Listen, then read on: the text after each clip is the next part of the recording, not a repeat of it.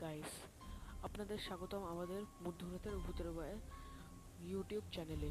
মধ্যরাতের ভূতের বয়ে এখন শুধুমাত্র অনলাইন ইউটিউবে। আজকের নতুন গল্প, বৌমার পর্দাফাঁস। গল্পের সূত্রধার দেব ভট্টাচার্য, সাউন্ডে অনিকেত, আর গ্রাফিক্সে প্রীতম। শুরু হচ্ছে বৌমার পর্দাফাঁস। বহুদিন আগে একটি ছোট গ্রামে শ্যামলী নামক একটি মেয়ে বাস করত। তার সাথে বিয়ে হলো পাশের গ্রামের মরুদ নামক একটি ছেলের সাথে। ছেলেটি পেশায় কর্মচারী, রাজমিস্ত্রির কাজ করে।